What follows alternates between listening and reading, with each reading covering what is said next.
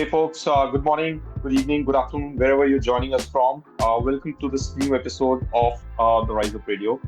And today we have a very special guest with us today. Her name is Sandra Loughlin. Sandra, welcome to the Rise Up Radio. Thank you for having me. It's great to be here. Pleasure is all ours. So, folks, Sandra is the Chief Learning Scientist at EPAM Systems, and she's building a skills-first organization along with AI integrations. And Sandra, I'm really excited about today's topic because I think this topic is very close to my own heart as well. But before we jump into it, I think our audience would love to know a little bit about you, your work, what you're doing at EPAM and what you've done before that. So why don't you take us through that? Absolutely. Well, let me start actually by introducing EPAM because probably no one's heard of it. Like very few people have. So we are a 65,000 person professional services organization, but focused on technology. So we essentially do a lot of custom development of very complex digital platforms for some of the world's most advanced companies. So what this means is that, in 50 something countries, we have tens of thousands of software engineers, data scientists, and AI experts. There's a bit of a backstory to this, but because of all of those elements, we have been using skills data in very sophisticated ways, starting more than 30 years ago. And so there's been a lot of interest recently in this kind of skills-based Yep. organization concept. And we are, probably one of the most mature companies on the globe in that Awesome. respect. So it's pretty cool. My role in particular at EPAM is focused on bringing together all of our very diverse and large educational enterprises.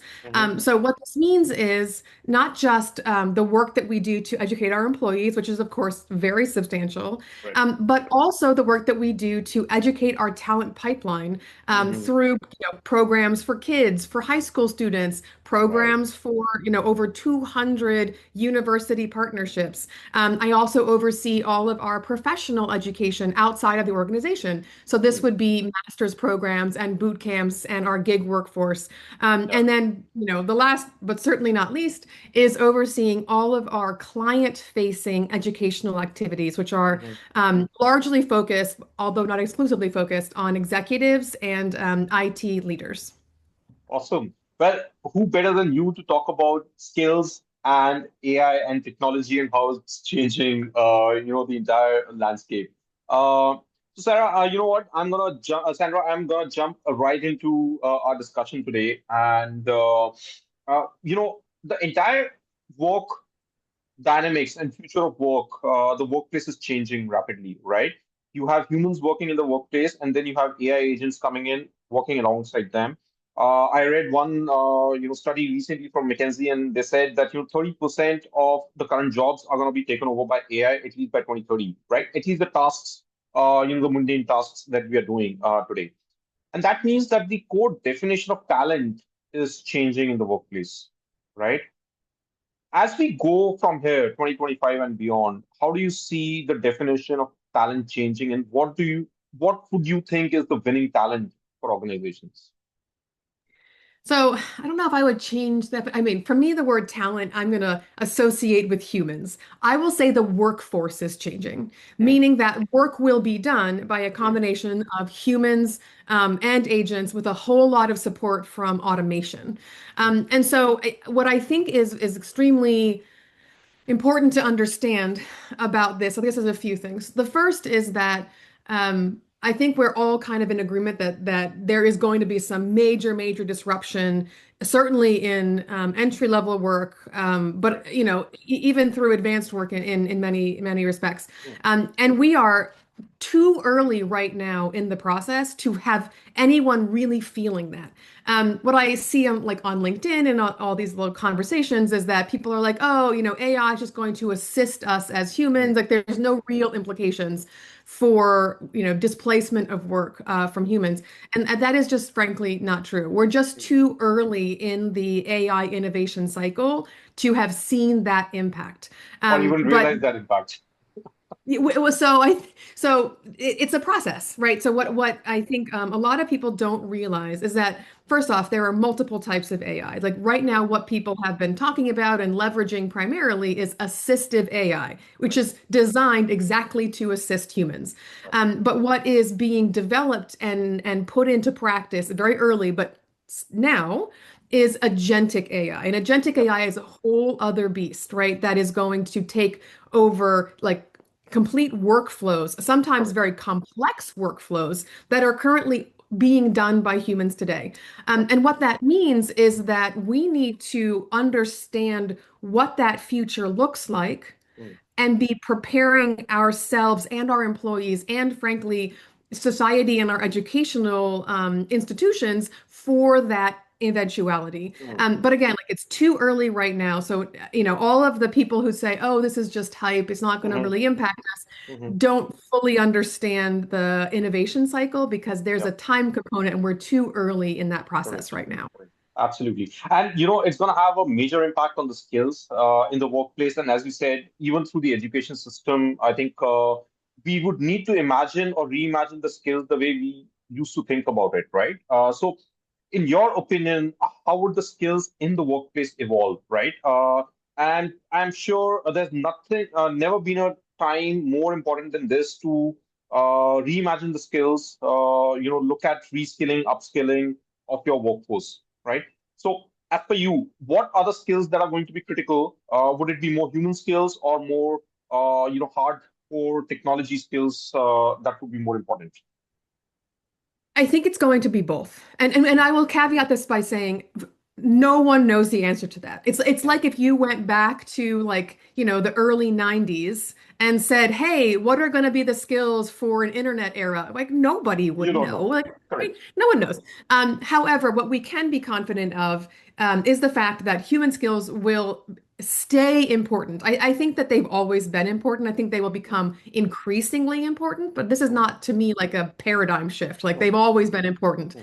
Um, I do believe that there are going to be significant technical or hard skills required, but I think those are what is going to be changing. Like we're going to discover essentially like new roles and Right. new opportunities for humans to create value.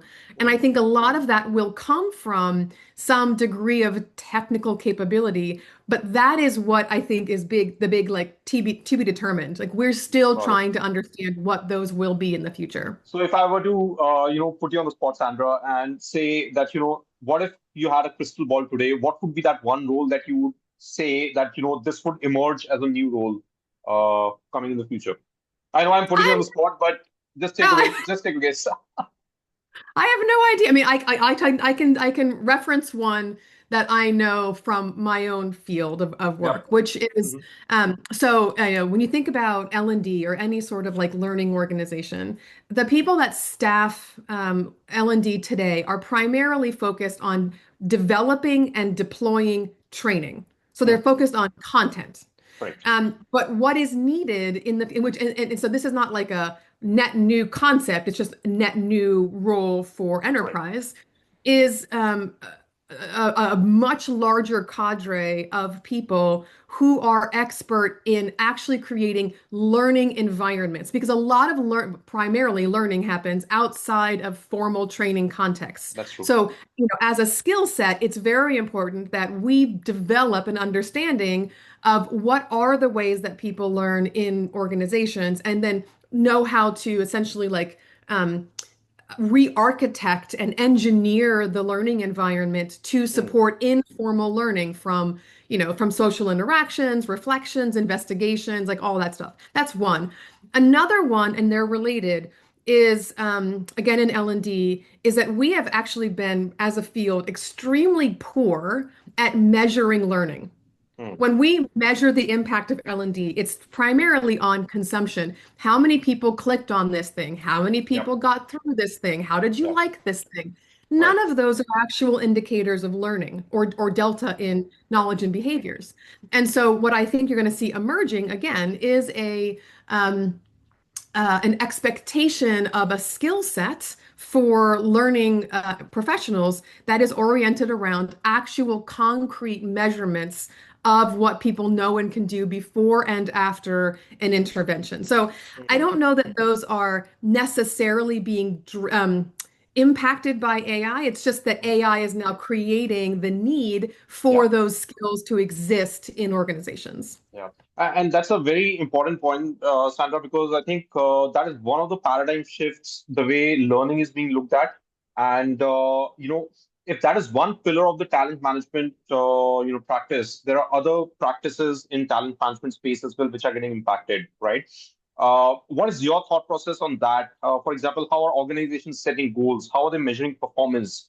How is that, the feedback cycle coming in, right? How are you taking away the grunt work from employees and managers and making them have real conversations which are beyond just filling in numbers in those sheets, right? So how do you see that paradigm shifting, and what would be the impact on these talent management practices as a whole, not just L&D as one vertical? Because I think that is definitely happening, but I'm sure there are impact that we'll see in other talent management practices as well. Absolutely. When I look at how EPAM functions as a skills-based organization, right, Mm. across our, entire suite of talent services, we are very, very different from pretty much everybody else in one foundational way. And that is the fact that we collect and use data on people to Mm. make decisions. When you Okay. think about organizations, right, a colleague said this, and I thought it was so profound. Um, as business leaders, we understand more about the chairs in our organization, when they were purchased, where we got them, who has sat in them, what is their value today, what is their expected value in 3 years, right? When are they going to get replaced? We know more about chairs than the people sitting inside those chairs, right? This is It's really and it's funny. This is a very apt analogy, Sandra. Awesome.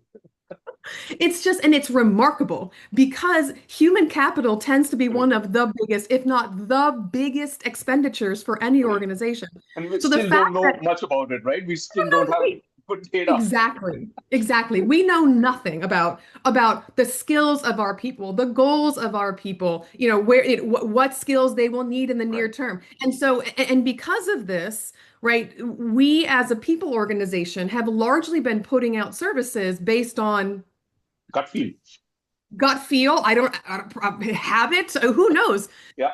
So what I think is going to change, and this has implications for every facet of the talent life cycle, is an orientation, a hard orientation toward data, Mm, not just on people, mm, understanding people, but understanding the work today and how that work is going to change, and then being expected mm, to provide data-driven recommendations for mm. practices and to be able to leverage data to show the impact of intervention. So Right. I think, overall, there is going to be a hard shift Mm, toward data-driven talent management and talent overall.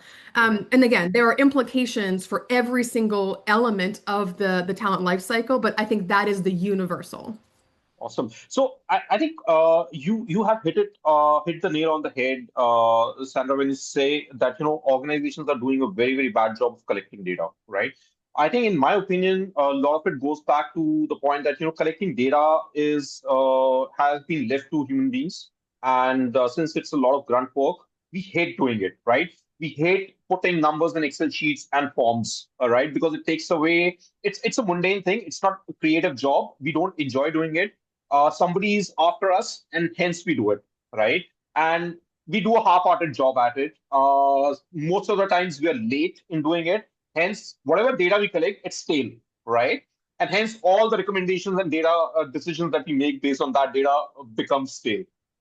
Why do you think that happens? Is it only the behavioral aspect of collecting data, or is it something else? And could this be totally be different in an AI world where humans are not required to be collecting data, rather making decisions and having conversations on top of that data? Yeah, so I think the reason that the state of play is as it is today is I think partly what you said. Also because we're bad at it. Like we as humans are oriented toward what is easiest to collect, whether or Yep. not those data are most meaningful. And again, like L&D is a great example. It's easy to count how many people have opened up your course, how many Yep. people have said, "Oh, I would recommend that to a friend." It's much harder to collect meaningful data on what somebody knew or could do prior to learning and what Mm. they know and can do afterward. They're both data. One is just more meaningful and explanatory than the other.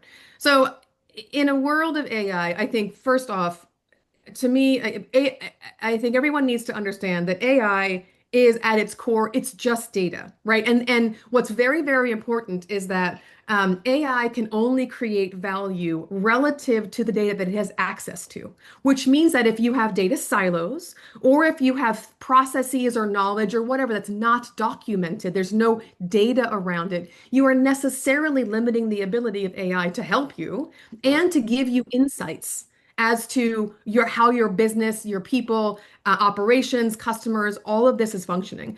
And Mm. so I think in a world, an AI world, there is going to be a dramatic I guess underscoring of the Mm. orientation toward data.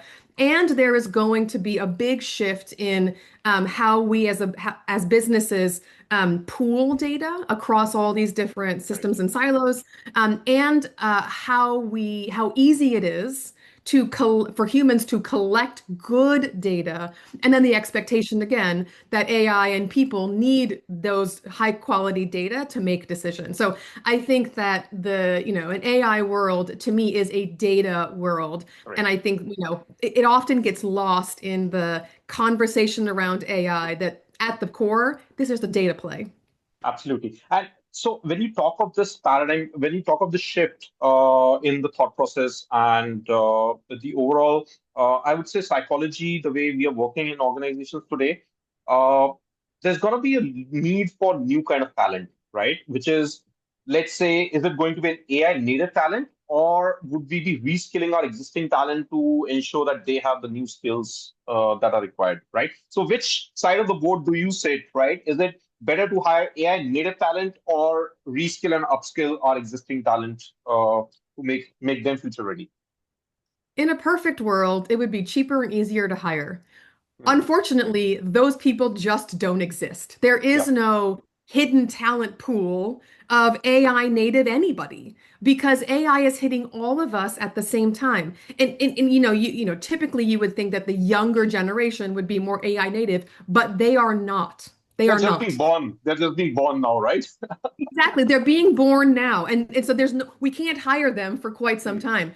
And so what this means is that unlike previous waves of transformation, there's going to be a move away from talent strategy by hiring to talent strategy by internal mobility, upskilling, and of course, AI native workflows and processes. So I don't think that, I mean, I wish that the answer was hiring, but I don't think it's actually possible. And that is a very, very significant and difficult paradigm shift that leaders are going through mentally right now because they're so used to Yep. hiring as a knee-jerk reaction and there's nowhere to go. Absolutely. I think reskilling and upskilling is going to be the cornerstone of this transformation. And, I keep telling this to people that the previous tech disruptions have impacted the business model first, but AI is actually impacting the organization first, the way we work, the way we are organized. I think that is where transformation needs to happen first before the business model transformation can happen. Right. Cool. Sandra, we've talked enough about work. Let's talk about you a little bit, right? How have you become so passionate about learning and AI over the years? So, what has basically fueled that passion? Tell us a little bit about that.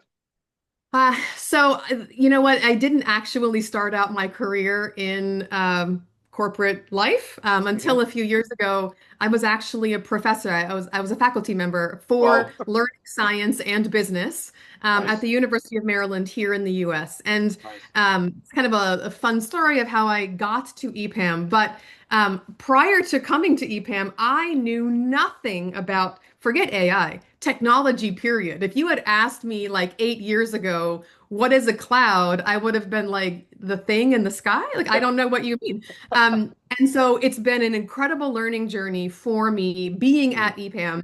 Um, not as much related to psychology or learning because that's Yeah. really my area of expertise, but in how all of the technology, especially AI and data, are impacting talent, and impacting our ability as businesses to understand our supply and demand, and then manipulate in a really positive way, talent or human capital writ large into our business strategy. Yeah. And so it's been, I feel as though I've learned more about technology and data and AI in the past 8 years than I learned about learning in like the previous 20.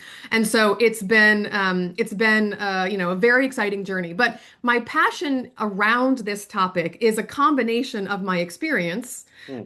and expertise, prior to joining EPAM, but really it's grounded in what we as an organization can do with Yeah. people and business that no one else can do. Again, not because we're some sort of like special, unique snowflake, Mm. but because we are just literally decades ahead of everybody else when it comes to thinking about talent from the perspective of Right. data, having the right data and technology infrastructure, and then leveraging AI to support not just talent, but operations across the business.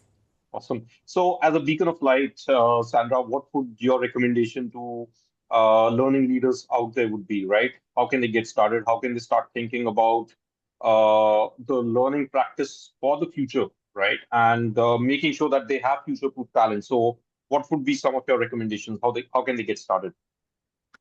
Well, I guess, a couple of different facets to that. So, to Mm. me, when I think about skills, I think about denominator and numerator. So, the Mm. denominator is the demand. What skills do you need?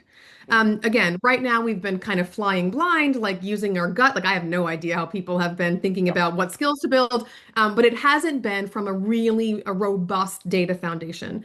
And so, the first thing that I would say is that learning leaders need to avail themselves of something that we call like task intelligence, which is Mm. an understanding of all the tasks that exist in the organization and how those tasks are, matched to roles, right? This is the most critical foundational element for us to understand not just the work, but who we need to have, Mm. what we need to build in the Yeah. organization.